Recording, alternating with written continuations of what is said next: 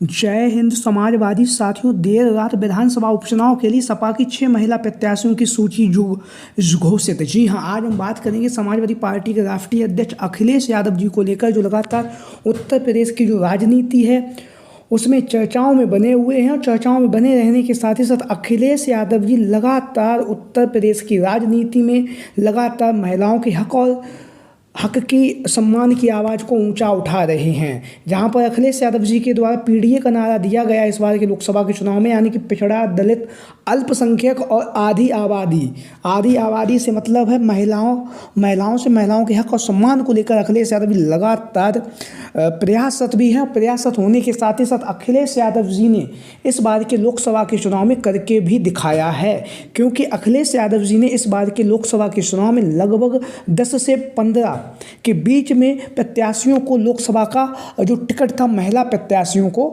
दिया है। जहां पर अखिलेश यादव जी लगातार महिलाओं के हक की बात कर रहे हैं, सम्मान की बात कर रहे हैं। वहीं पर उत्तर प्रदेश की सबसे बड़ी पार्टी बनने के बाद भी अखिलेश यादव जी लगातार महिलाओं के सम्मान के साथ, लगातार बुलंदियों के साथ उनकी आवाज़ को उठा रहे हैं।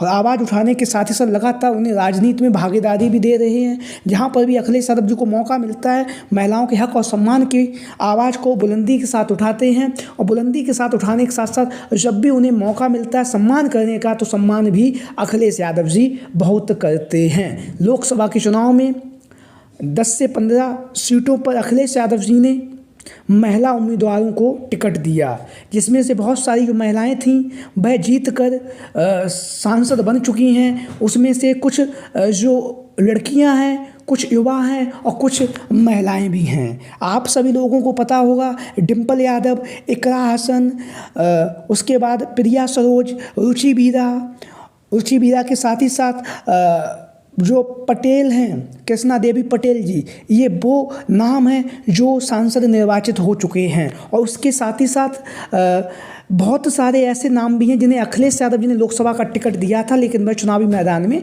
हार गई। भारतीय जनता पार्टी को कड़ी टक्कर दी और कम मार्जिन से वह चुनावी मैदान में हार गई। इसका सबसे पहला एग्जाम्पल जो है वो है गोंडा की जो लोकसभा सीट है, वहाँ से आप लोगों को पता होगा श्रेया वर्मा बहुत ही कम उम्र की युवा थी, उन्हें अखिलेश यादव जी ने लोकसभा का टिकट दिया। बहुत ही कम वोटों से वह वहाँ से चुनावी मैदान में हार गई। लेकिन आज हम बात करेंगे उत्तर प्रदेश में, जहाँ पर 10 विधानसभा सीटों पर उपचुनाव होने जा रहा है।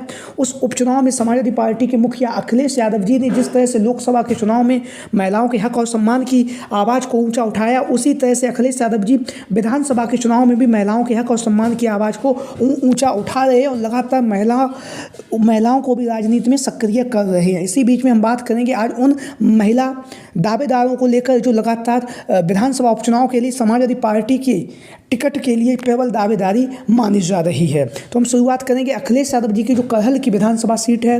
तो अखिलेश यादव जी की जो करहल की विधानसभा सीट है, यहाँ से समाजवादी पार्टी के प्रत्याशी के तौर पर ज्योति यादव, जैसा कि आप लोग इन तस्वीरों के माध्यम से देख रहे हैं, ज्योति यादव करहल की विधानसभा सीट पर काफ़ी ज़्यादा सक्रिय हैं। और सक्रियता होने के साथ ही साथ लगातार जनसंपर्क का जो कार्यक्रम है वो कर रही हैं। लगातार समाजवादी पार्टी के लिए प्रचार प्रसार कर रही हैं बहुत ही मजबूती के साथ।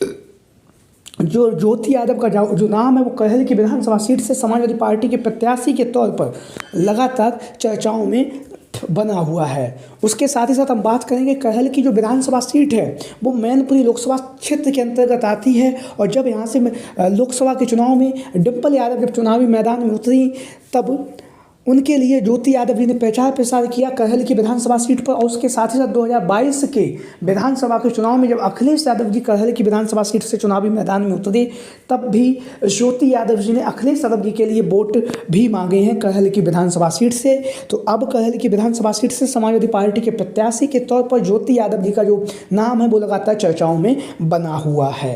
वहीं पर हम बात करेंगे दूसरे नंबर की जो विधानसभा सीट है वो है अलीगढ़ की खैर की विधानसभा सीट। खैर की विधानसभा सीट से समाजवादी पार्टी के प्रत्याशी के तौर पर पूर्व में विधानसभा की प्रत्याशी रह चुकी हैं खैर से श्रीमती चारुकेन जी, जिन्होंने 2022 के विधानसभा के चुनाव में भारतीय जनता पार्टी की तरफ बहुजन समाज पार्टी की तरफ से जो चारुकेन जी हैं खैर की विधानसभा सीट पर चुनावी मैदान में उतरी और भारतीय जनता पार्टी के जो प्रत्याशी थे अनूप वाल्मीकि, जो वर्तमान समय में हाथरस से सांसद निर्वाचित हो चुके हैं, उन्हें कांटे की टक्कर दी है। और कांटे की टक्कर देने के साथ ही साथ उन्होंने यहाँ से चारुकेन्द्र जी ने 62,000 वोट प्राप्त किए हैं और उसके साथ ही साथ दूसरे स्थान पर भी रही। तो और समाजवादी पार्टी की तरफ से विधानसभा उपचुनाव में चारुकेन्द्र जी ने जो अलीगढ़ के जो जिला अध्यक्ष हैं लक्ष्मी धनगर जी को अपना आवेदन दिया है, टिकट की मांग की है समाजवादी पार्टी की तरफ से। और अखिलेश यादव जी ने कहा भी है कि कोई भी प्रत्याशी हो जो भारतीय जनता पार्टी के प्रत्याशी को हराएगा उसी को हम चुनावी मैदान में उतारेंगे। तो ऐसी स्थिति में चारुकेन्द्र जी की जो टिकट की दावेदारी है खैर की विधानसभा सीट से सबसे प्रबल मानी जा रही है।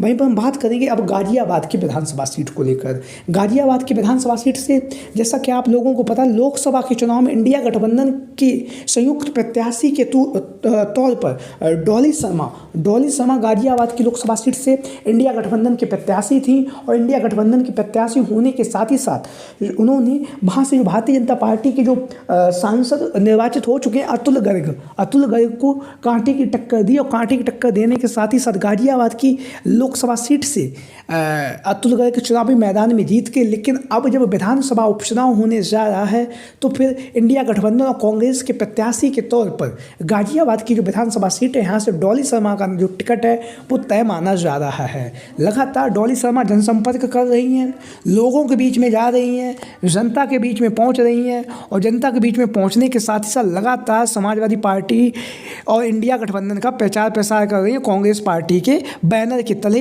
यह चुनावी मैदान में उतरने के लिए लगातार लोगों से और जनता से मिल रही हैं। वहीं पर इनकी जो टिकट की दावेदारी है वो भी तय मानी जा रही है। अब हम बात करेंगे कटहरी की विधानसभा सीट से। कटहरी की विधानसभा सीट से समाजवादी पार्टी के प्रत्याशी के तौर पर डॉक्टर छाया वर्मा का जो नाम है वो लगातार चर्चाओं में बना हुआ है। डॉक्टर छाया वर्मा, जैसा कि आप लोग इन तस्वीरों के माध्यम से देख भी रहे हैं, लगातार जनसंपर्क कर रही हैं, लोगों के बीच में जा रही हैं, जनता के बीच में पहुंच रही हैं और जनसंपर्क के माध्यम से लगातार समाजवादी पार्टी के लिए प्रचार प्रसार कर रही हैं।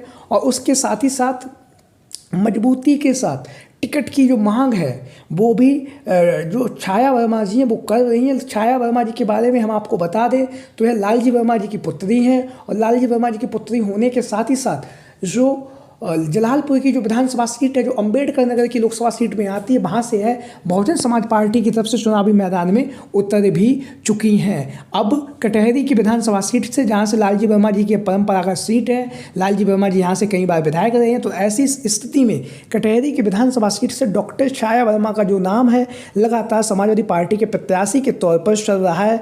वहीं पर दावा ये भी किया जा रहा है कि लालजी वर्मा जी के द्वारा कटहरी की विधानसभा सीट से समाजवादी पार्टी के मुखिया अखिलेश यादव जी से अपनी पुत्री छाया वर्मा जी के लिए टिकट की मांग की जा रही है।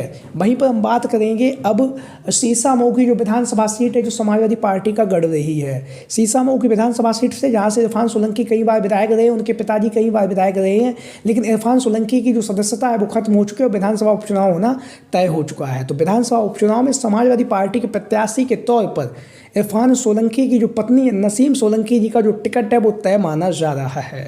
लगातार अखिलेश यादव जी ने विधानसभा अध्यक्ष और जिला अध्यक्ष को लखनऊ पार्टी कार्यालय में बुलाकर नसीम सोलंकी जी के टिकट का भी जो ऐलान है वो कर दिया, बस इसका औपचारिक ऐलान होना बाकी है। तो आप लोगों की क्या राय है इन संभावित महिला दावेदारों को लेकर जो विधानसभा उपचुनाव के लिए लगातार तैयारियों में जुटी हुई हैं? आप लोगों की जो भी राय हो सभी साथी कमेंट बॉक्स के माध्यम से अपनी राय जरूर दें। इसके साथ ही साथ जो भी साथी चैनल पर आज पहली बार आए वो चैनल को सब्सक्राइब करें और वीडियो को लाइक करें। वीडियो को अंत तक देखने के लिए आप सभी का बहुत बहुत धन्यवाद एवं आभार।